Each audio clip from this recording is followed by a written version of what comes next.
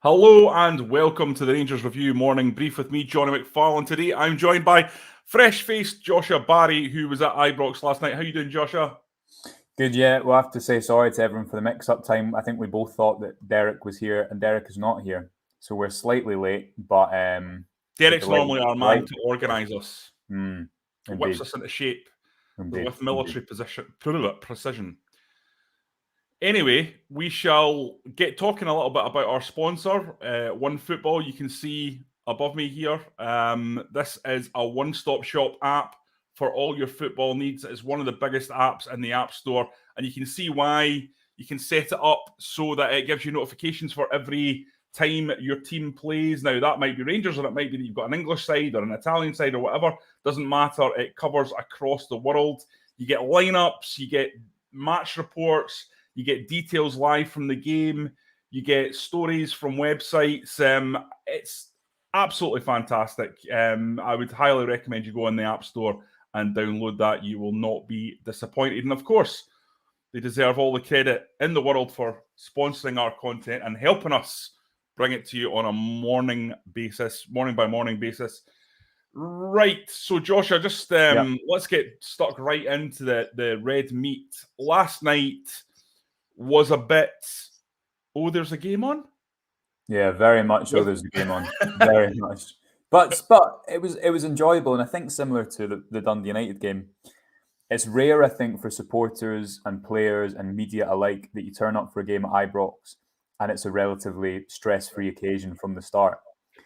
The descriptions I heard yesterday were last day at school. That was a friend of the show, David Edgar, at last day at school. We were saying there might be a movie put on at halftime instead of analysis. But Rangers were good. I mean, I've got some stats for you here, Johnny, which I think might surprise you, that the extent to which Rangers dominated. I mean, their XG was 4.83, which must be one of the season's highest. I don't know off the top of my head.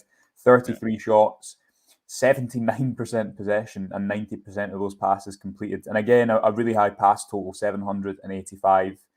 If you look at Rangers' pressure map, which we'll have up on the website later on, is pretty extreme. And the extent to which Rangers effectively had no positions for the majority of the game, and we've seen aspects of this kind of positional play under Van Bronckhorst where it's about occupying zones on the pitch, and different players can do that. So you might have Tavernier rotates in field and Scott Wright rotates outfield. But yesterday they took that to the other degree. You had Tavernier up front at points, Glenn Kamara up front, and then at the base of midfield, Connor Goldson was having fun. He was right up the pitch. Leon Balogun came off the bench, and I tweeted out that he quickly got the tone of the game, because within probably 10 minutes, he'd made about 4 or 5 dribbles through the pitch, and 4 or 5 pretty successful dribbles through the pitch. No one got injured. Youngsters got game time. I thought Lowry was good. I thought Ahmad was good again. Sakala gets his goal off the bench. So I think, like Sunday, a successful day for all. But as we've been saying the last few days, Johnny, everything is geared towards a week yesterday. Everyone is wondering, will Ryan Jack make it? Will Kemar Ruth make it? And Sunday, I think Van Bronckhorst said you'll see even more changes. He said that in as many words. So I think on Sunday, you can probably expect the likes of Tavernier, Goldson, Lundstrom won't play, Kent won't play. Yesterday, for me, was about getting those players, keeping their sharpness, keeping their match fitness, and making sure they didn't get injured. The only one that nearly got injured was Scott Wright, who had a terrible tackle on him. It wasn't even a yellow card. I don't know if everyone saw it, but I mean, a real kind of ankle breaker of a tackle. There was a few of those throughout the game, which were pretty bad.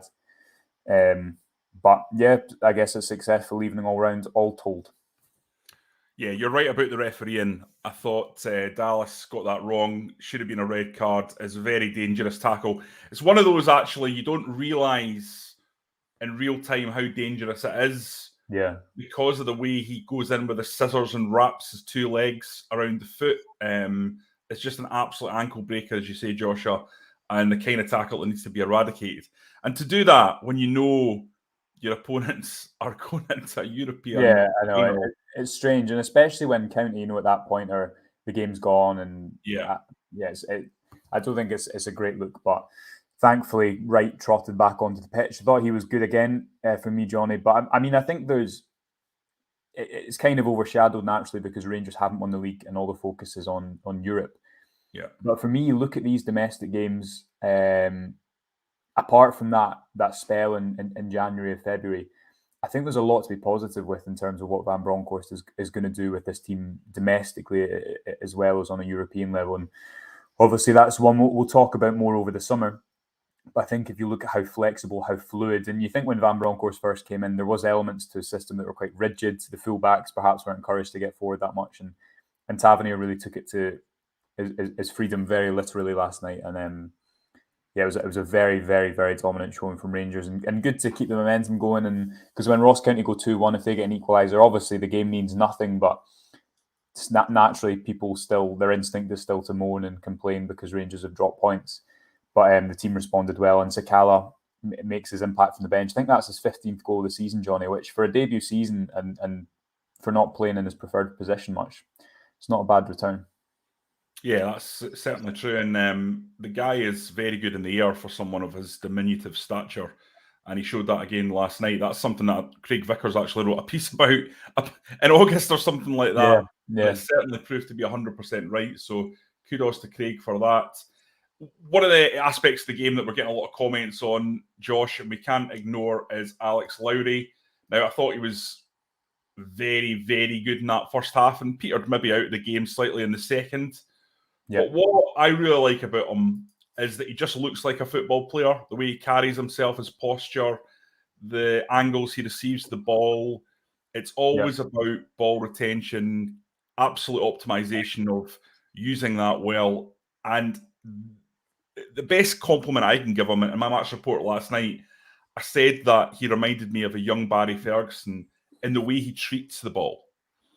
And I don't say that lightly. And he's got a long way to go to get to a career like Barry Ferguson. And he's got a long way to go to have the kind of impact on games that Barry Ferguson did. But technically, he's excellent. He's absolutely excellent. And he needs to keep pushing. He needs to get physically better. There's no doubt about that. But this kid's got a real chance. And I can't think of any technical talents coming out of Ibrox that I've been quite so excited about, with the one exception maybe of Barry Mackay. Now, they're quite similar technical players in terms of their qualities, but Lowry should look at Barry and look at Barry's career, and look, he's had a good career, but not to the level that he should have had, not to the level that his talent suggests he should have had. So Alex Lowry should look at that and really, really concentrate on what he needs to do, because in terms of the blessing of the feet, he's got it. And he just needs to, really move forwards with other aspects of the game to reach his full potential. What did you make of his play? Yeah, interesting listening to his post-match interview this morning with Rangers TV, and he was saying, sometimes he forced it. And I think he's quite aware that his role will include taking risks, but it's choosing when to take those risks. It's like a winger. A winger can't take on his opposition man 1v1 every time. Sometimes you're going to pass the ball backwards or inside, but you've got to pick your moments as to when is the best moment to go for it, so to speak. I thought Lowry, the one thing that always stands out is that he actually, and it's quite a basic thing, but he passes the ball quicker than everyone. Maybe with the aside from Lundstrom. And although might not mean much to a lot of people, I think that the tempo with which he moves the ball, football's a game of fine margins. When you're trying to break down a team, it's a game of yards. And I think the way that Lowry punches passes instead of just recycling them or moving them forward is a really good trait. Yeah, that's a fair comment. It's becoming a trope. So no, I thought he was good again. Again, we were speaking last night in the press box that actually he's not had that many minutes, Johnny. And the thing is, because when he has had them, he's done well. You kind of think, he's had a fair chance this season. Minutes-wise, he's not. Next season, I think, will be the real test of him doing it consistently. And I think he'll pass it absolutely, because technically he's so good. Bit of a different game for him, because normally he comes on when there's a bit more space. But I thought, you see for the penalty, his give and go's excellent. Joe Rebo had a penalty claim waved away soon after that. Really, really good performance. Nothing we don't know about Lowry. I think everyone just wants to see him get a little bit more game time. And I've seen somewhere a comment that, as ever, I'm always happy to talk about Amad Diallo, Gary Gray there, saying, what's your thoughts on him? I mean, I can't remember if we've spoken about this, me and you, Johnny, but I had a piece on the website earlier this week saying maybe it would be right to get him back on loan for another season. I think he's adjusted now to Scottish football.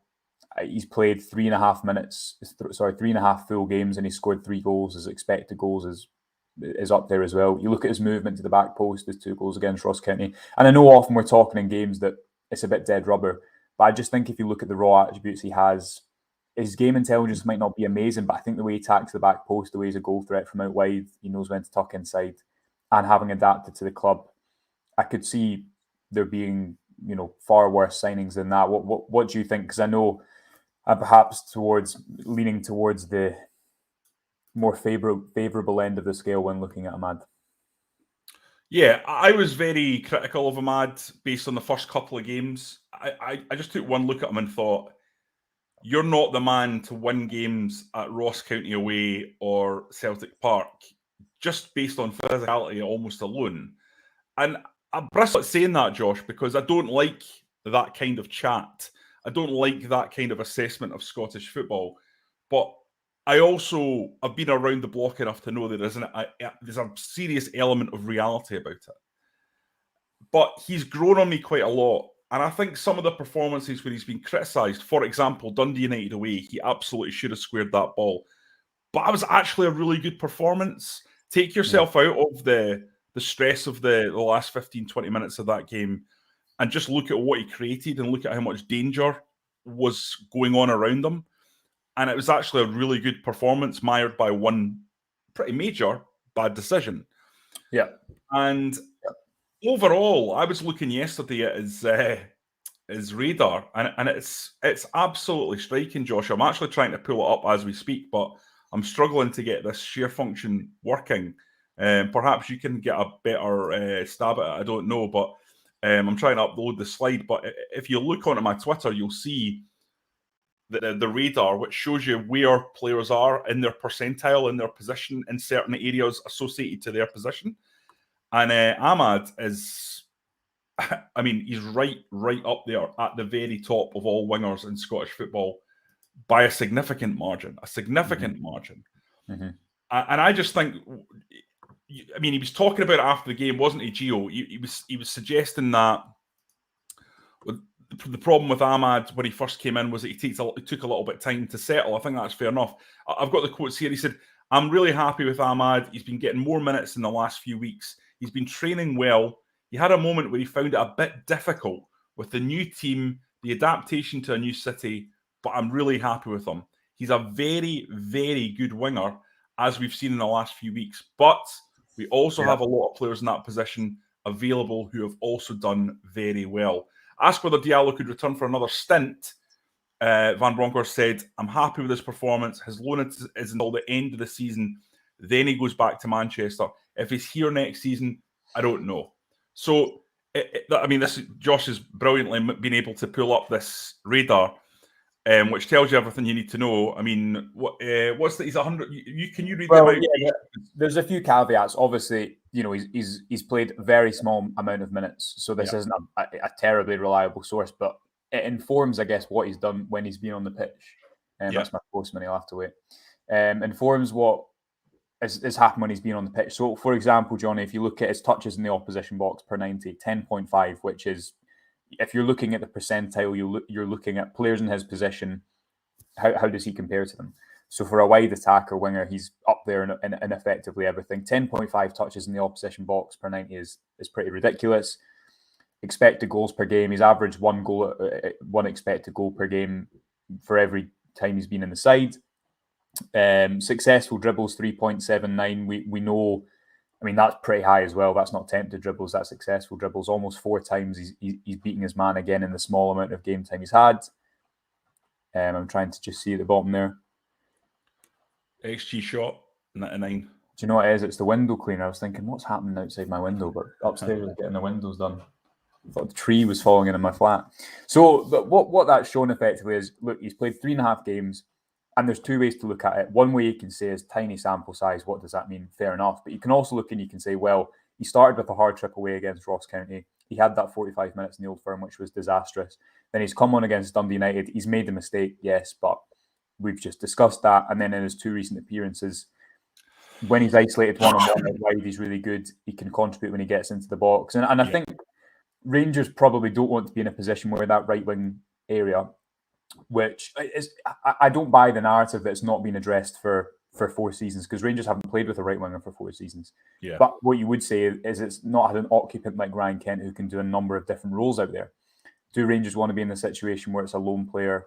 Maybe not. But what you would say is, I think Ahmad's in a better place to argue his case for coming back than in March, because he's done well off the bench. He's clearly bought into the club, got his head down and worked hard. That's what the manager said. And when he's come on, and in the small sample size we've got, Johnny, he's been really impressive.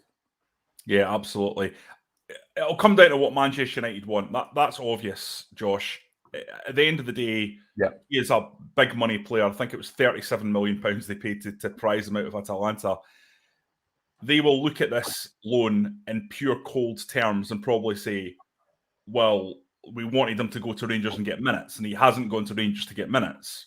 Yeah. But maybe Van Bronckhorst's relationship with the new manager, who's also Dutch, and Dave Vos.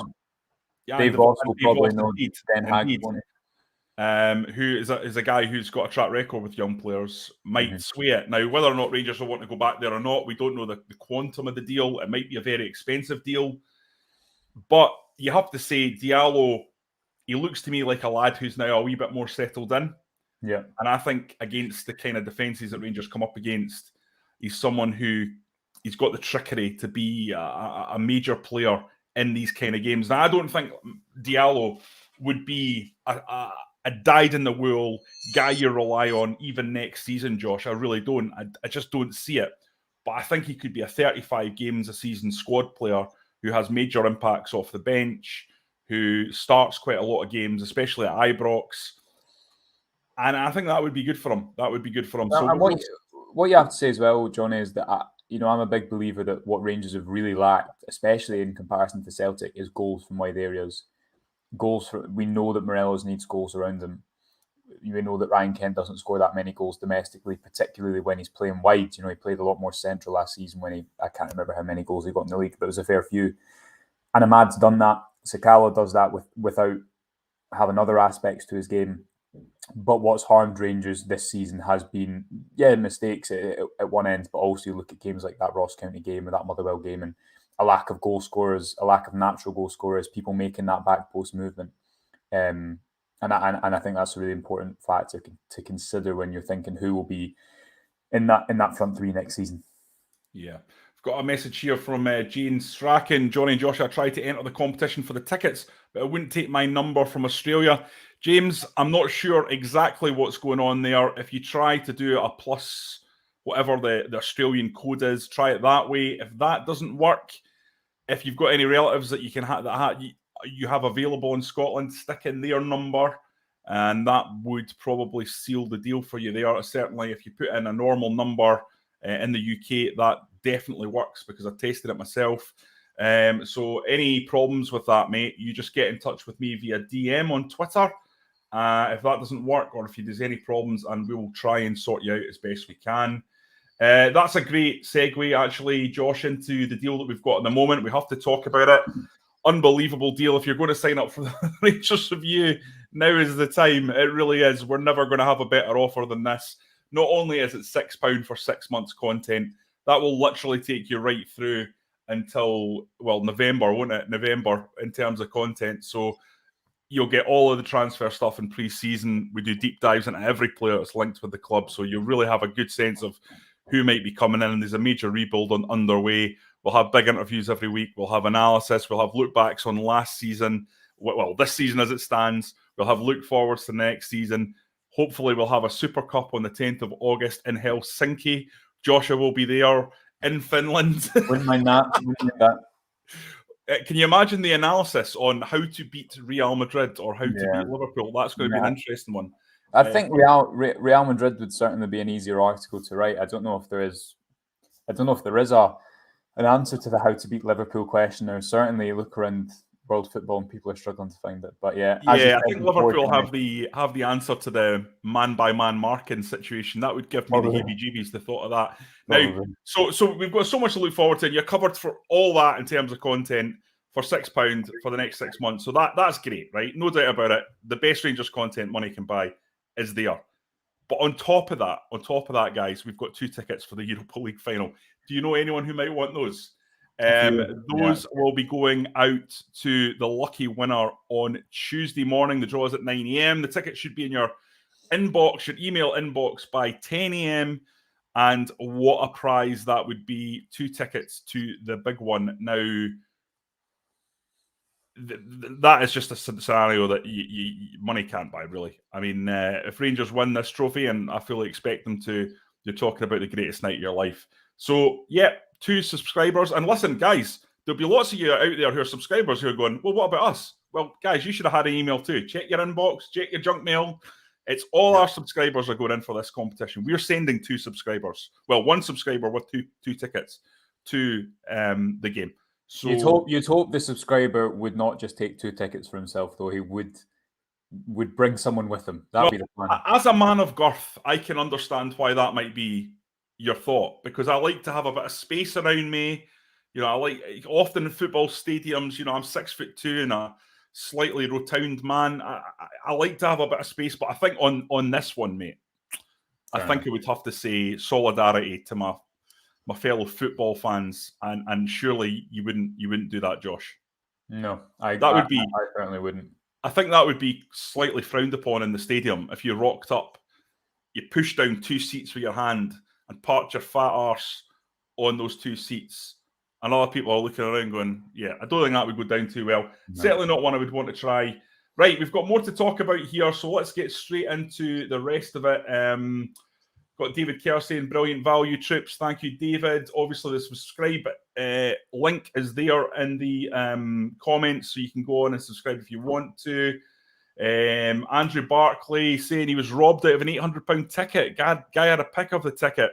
Told him to write down my name on a piece of paper. Next ticket he did. Supposed to be sending on Friday. We'd get it Saturday. As he said, guaranteed next day. Delivery, nothing. Yeah, got to be aware of these guys. And that's a very good point. The reason I put that up, sorry to hear that, Andrew. You've just got to be very, very, very careful of touts and people like that. Make sure you've got all the details before you're handing over any cash, and only deal with reputable ticket agencies would be my advice. Really, really difficult, that one for Andrew. Really sorry to hear that, mate. Hopefully you're a subscriber and maybe you'll win it through us. That would be a wonderful story. So listen, Josh, just a wee question here. We have touched on Alex Lowry, and Who Cares, which is a good name, by the way, puts up an important one. Would you start Alex Lowry in the big one? No, definitely not for me. Not anything to do with. I mean, we were having a discussion. I was having a discussion with a couple of people last night at the stadium about does Aaron Ramsey play, and for me, he doesn't start. The reason being, again, not because Aaron Ramsey isn't a fantastic player, not because Aaron Ramsey couldn't go and win you that game, but because Rangers have got to the stage of the competition. It was with Jim, who I'm enjoying having a little chat with at home games at the moment. At this stage, what's got Rangers to this stage of the competition for me is functionality as a group, not really individuals, aside from the fact that Tavernier scored 7 goals. Dynamism in the centre of the pitch, which is why I think Stephen Davis hasn't played that much, because you see the role that Glenn Kamara fulfills, playing with his back to goal, then going back and being a defensive midfielder. Flexibility, Lundstrom going into the midfield and into the defence, Joe Rebo doing the same, Scott Wright doing the same, and it's built around the main attacking threats being Tavernier arriving at the back post, Rangers kind of overwhelming teams and pushing them up the pitch with their man-for-man system, and Ryan Kent down the left wing. For me, where does Alex Lowry play in that system? I definitely don't think he plays as a false 9, because he's not played that role to this point. He's not going to go in ahead of Joe Rebo for a game of this magnitude. I don't think he goes in the midfield 3 because, as I've just said, you've got really 3 defensive players in there, 3 defensive-minded players who can be dynamic and go into, certainly in Kamara's case, push a little bit higher up the pitch. So that, for me, the starting 11 would be pretty unsurprising. I think it'll be probably the same team that beat who was it again? Leipzig. And as we discussed yesterday, do you start Kiemer if he's not fully fit? For me, you don't, because I think I have a sneaky suspicion that this game will be won by whoever has less of the ball. Said yesterday, Johnny, that Rangers and Frankfurt have averaged 44 and 42% possession in the knockout stages. I don't think it's the type of game like Braga where you have the number of chances, almost 6 expected goals, created chances. So that kind of answers it for me. I think Scott Wright will be in there because he can do a number of different things. He's not only playing out wide, so it's not like you're isolating his delivery all the time. It's pretty straightforward for me. I would be surprised if Aaron Ramsey was to start that final. Yeah, no, I totally agree with that. I wouldn't start Ramsey. He's not had enough game time, I don't think. He'll be on the bench, I'm quite sure. I'd expect Ramsey to start against Hearts, Josh, as one of the older heads in that game. And that lineup against Hearts will tell us a lot about the lineup the following Wednesday. Let me tell you. 100%. Yeah. One from Andrew Barkley here. Guys, do you guys just take cash for the next 6 months as I'm signed up for 2 months? Don't miss any content. Andrew, you're already signed up once you subscribe. It's simply whatever deal you've got will revert back to the standard price, which is $2.99 a month. Now, we think that's a total bargain. Obviously, you can cancel and take up the £6 for 6 months deal if you wish. You're more than happy to do that. You're basically going to save £8 or something like that if you do that. We'd ask you to just stick with what you're doing and support us, because it's all about supporting us to keep growing and do more Rangers content and all the rest of it. But that's entirely up to you. But once you're signed up, don't worry, that's you. You don't have to worry about a thing. It just comes off your account every month. In terms of, there's something else here, Josh, that I wanted to just touch on. Where do you think that we stand in terms of attacking them in the air, Frankfurt, come Seville? I think there was a sign, and they were talking about this on Rangers TV last night. Now, I wasn't at the game, you were, but they were talking about this, that Rangers are starting to look a lot more organised from set pieces. Neil McCann was pointing this out. There's a danger around every sort of set piece that Rangers have. And Frankfurt have struggled with set pieces. Is this an area that you think that can be key? I can't remember. I think it was either their, I can't remember if it was their specific corner expected goals conceded or set piece in general expected goals conceded. But I remember it standing out when I was looking at it earlier this week. Frankfurt have conceded a lot of chances from those situations. I think the one thing you would say is you don't have probably Liam Balogun in that starting 11, and he's certainly quite a big threat. Although he's not scored that many goals. Well, he scored actually 2 in this European run from corners, hasn't he? Yeah. So maybe that slightly negates Rangers' threat. I guess Joe Rebo as well is pretty good at the front post. Aside from that, you're looking at Lundstrom, but Rangers have been really successful from set pieces, I'd say, generally since Steven Gerrard came into the club. There's been some changes in the defensive setup in particular. Rangers always have a free man. I think at the moment it's been, I want to say John Lundstrom with Alfredo Morelos out the side. Because you'll remember, and it was when Rangers conceded the penalty up at Aberdeen, Morelos was kind of playing that free role. So definitely an area that Rangers can hurt Frankfurt. We'll have obviously a lot of content on Frankfurt next week. I'm speaking this morning to a writer who covers Frankfurt, and we're going to look into some of their data. So that will be on the website over the next couple of days as well. So keep an eye out for that, as you say, Johnny, and hopefully all subscribers will have a good picture of what type of team they are before the game. I think generally speaking, Rangers will go into that game with real belief because of who they've beaten, that they can go and win this trophy, as they have seemingly since the Borussia Dortmund game. So for all Frankfurt will be able to do, I think it'll be a real battle between Kostic and Tavernier in particular.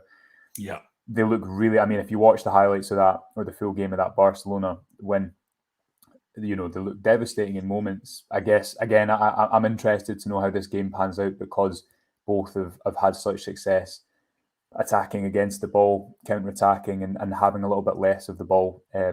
Whether one of those teams thinks, do you know what, I'm going to take this opportunity to really stamp authority in the game, or whether they determine that's a bit too much of a risk if they've only made it to this point by playing a particular way. But what we know about Van Bronckhorst and what we speak about all the time is he's flexible, he seems so tactically intelligent, and I'm sure he'll have about 16 plans for any eventuality that's going to happen in the game. Yeah, absolutely. Andrew Simpson, they're asking, is Morelos out for both finals? I don't know where you've been, Andrew. Maybe on the moon. Alfredo Morelos is out until next season, sadly. So, yes, he will not take part in either of the games. And listen, what you wouldn't give to have Alfredo Morelos available for this one, let me tell you. Yeah. I know that Rangers have been performing very, very well, but to have the Buffalo at his berserker best, bull in a china shop around that Eintracht Frankfurt defence would be something pretty spectacular. Right, okay, we're going to call it a day there, guys. We've not got many of these left. We've got one tomorrow, and then next time we'll be talking to you with the guys out in Spain because they are setting off on what is an absolutely epic journey befitting of Michael Palin to get to Seville. Now, particularly you, Joshua, we might want to just explain the lengths that you're going to get to Seville. Now, to be fair, this is partially because of a lack of faith in not booking ahead of the game against Leipzig. You know, we probably should have done that. We didn't. And it meant that there wasn't too many options available. So talk us through your journey.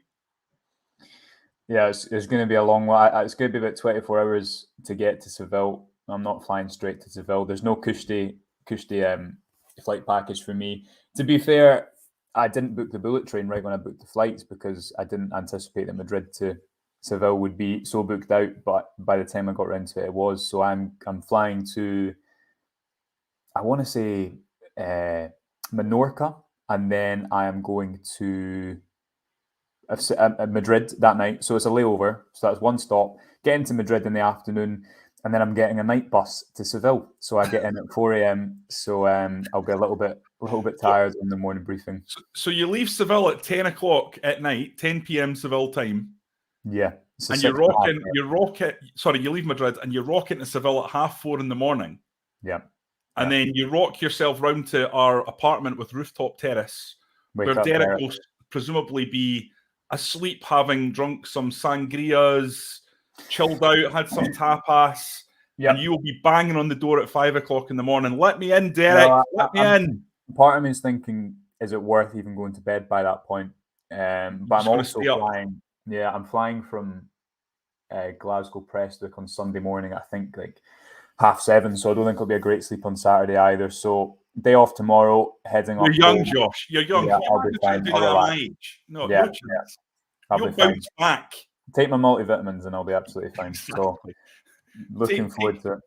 Take a can of Monster. I would have said Red Bull, but not anymore. Well, now you could go for a can of Red Bull, I guess, and celebrate. Yeah, well, maybe. Right, okay. Well, that's going to be spectacular. Obviously, I'm expecting a video diary of the trip. I really want to get a sense of that bus journey. I'm quite looking forward to it. I mean, I'm quite probably more on the adventurous side with these things. I don't know if I'll be saying that after a day in the Spanish sun, but I'll do some work. Maybe I'll read a bit. You're going to a European final. I mean, I'd cycle from here. I'm sure people will have much more arduous trips than me. So just thankful to be going, and it will make some good content, hopefully. Yeah, absolutely. Can't wait. And certainly, we want to make sure that at sort of 3 a.m. when you're at your tiredest, you're going live, Facebook Live from that bus. No problem. The fans want to know how you're getting on in terms of traveling to Seville, and that will be good content as well to see you all sweaty and looking a little bit dishevelled. So you bring you down to my level, bring you down to Derek's level. You handsome bugger, you. So let's do that. Let's make sure that happens. Good content, right, guys? Let's call this. Let's bring this to a close. Thank you all for joining us today. As I say, we'll be back tomorrow, 9:30. We were a little bit late this morning. We'll try to be a little bit sharper when we come back tomorrow. But until then, thank you very much for watching.